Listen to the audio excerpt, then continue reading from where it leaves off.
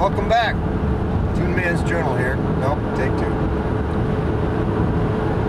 Welcome back. Welcome to Tuneman's Journal. Nope, take three. Welcome to Tuneman's Journal.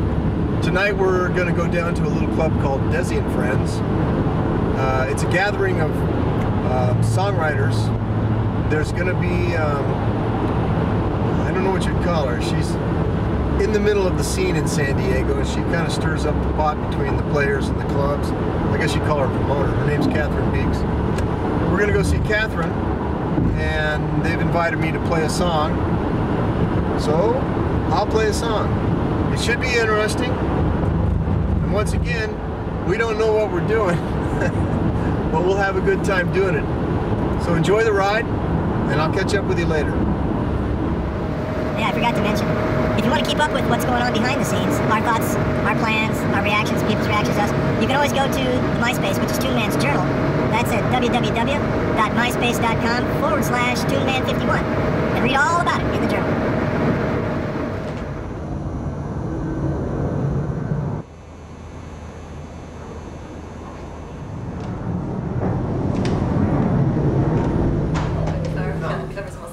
Is that all right in the shot? Yeah. All right. Ready? Yeah, you just go. Hi, this is Cathryn Beeks. She's in the San Diego scene. I don't know how you would describe your position in the scene. Are you a promoter? I call myself a perpetuator of the scene. That means you no doubt are instrumental in the club scenes. You know the players, you know who's doing what, and all that good stuff? I do. I've been doing it for about 5 years now. And what's nice about my shows is artists can come in without a package or a name or a reputation. So I get a lot of the new people who just get to town that want an alternative to an open mic. My showcases are reserved, so you know that you've got a specific time you'll play so you can promote it and bring your fan base, but yet you don't have to send a press kit or jump through hoops to come play. Well, how would you describe the current San Diego scene for singer-songwriters? Awesome. Beautiful, bustling. There's a lot of house concerts in San Diego. There's a lot of venues, both coffee shops and bars. They're now gearing towards solo acoustic shows. And there's a beautiful network of the songwriters are really working together, not only encouraging each other, but literally working together, you know, doing little duo projects and stuff. And it's awesome. Which clubs in San Diego do you think have the best sound system? Well, as far as the Belly Up, as far as a performer, that's a great place, and as an audience member, the Belly Up rocks. But Brick by Brick has a great sound system, and they've done a lot of work to that room now. That's where we have the Acoustic Alliance, so it's really I heard about that. I'd like to go watch that sometime. Yeah, it's awesome. I'd like to actually play in it sometime. We just had it. The next one's coming up in May. Okay. Well, we'll see if I pass muster.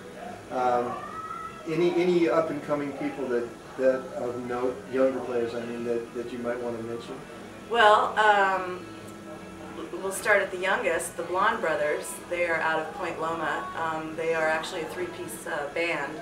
They are 11, 12, and 13 years old, and they play a lot of Stevie Ray Vaughan and Carlos Santana and all the old standard great. They're amazing to watch. Your jaw drops. And so in a couple of years, and I'm sure they're going to start writing their own music. And then of course the Smart Brothers. It's a three-piece. I call them bluegrass Beatles. They're phenomenal. There's amazing talent. I couldn't even start to list them all, but those two are at the top of my. That probably wasn't a fair question. Yeah. What kind of music do you play? I have an acoustic folk rock band, and we do sort of the gamut of rock and blues and funk. What's the name of it? The Cathryn Beeks Ordeal. I like that. Yeah. Is it really an ordeal? It is. It's a 7 to 8 to 9 piece band, so yeah, it's trouble. Do you find that the venues you play in are medium size, small, big? What all different size. We've played at the Belly Up, and we've played at the Tiki, which is probably the smallest venue. And isn't that in Carlsbad? It's in Pacific Beach, actually. Thinking of a different place. Yeah, we'll play anywhere. What venue do you like to play in the most? The small, medium, or large? It just depends on the crowd, you know. If it's a great crowd, it doesn't matter. Yeah, it always goes back to that. Yeah. All right, well, Anything you'd like to add as a tailpiece for this?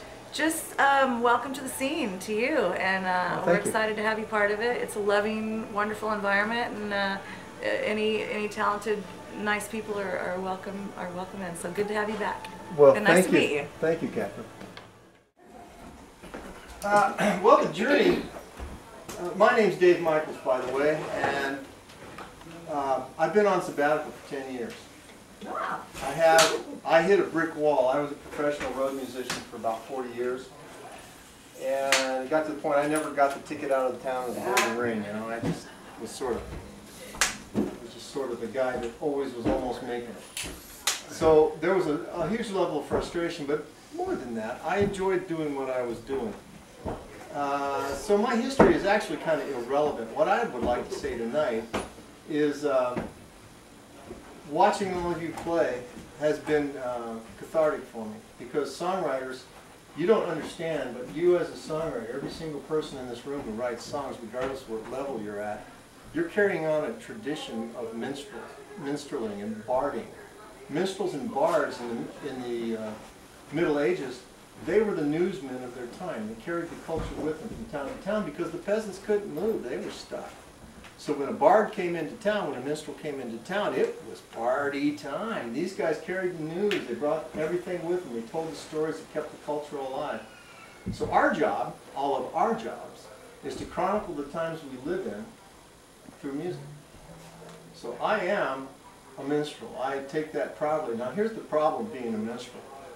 It really is kind of a shiftless job. You know, you really don't, you can't hold it in your hand, you can't eat it, you can't keep it with you. You can make a CD, but even that's inhandable. So as a bard, you pretty much have this kind of like this nebulous position in society. People see you as like sort of not really necessary, yet music is the only thing that moves everybody to their soul in every culture, in every culture. So as a bard, as a minstrel, we're kind of like put off to the side. But in reality, we're on the cutting edge of what's happening. It doesn't matter where you're at in your development, what song you play, you don't know how you affect people. You don't know when you play a song for someone how deeply you affect them. And you'll never know. Because, by the way, I don't normally do love songs, but this is a love song. It was like your game thing. A friend challenged me one time to say, write a song with the title, I Love You. Oh my God, what a beat up, torn up title that is. I mean, so anyway, this is what came out of it.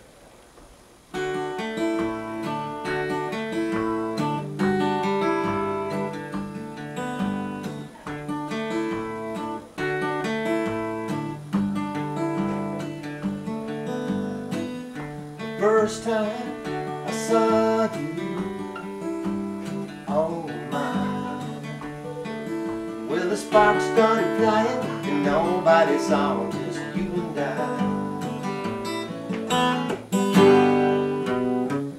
The first date, the first kiss, the rest is history.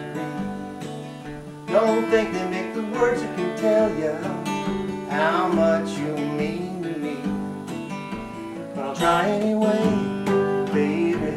I hope your dream survives time and history.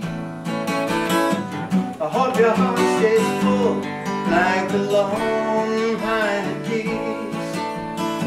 I hope you grow and stay long of reach. By the way, I remember sighing.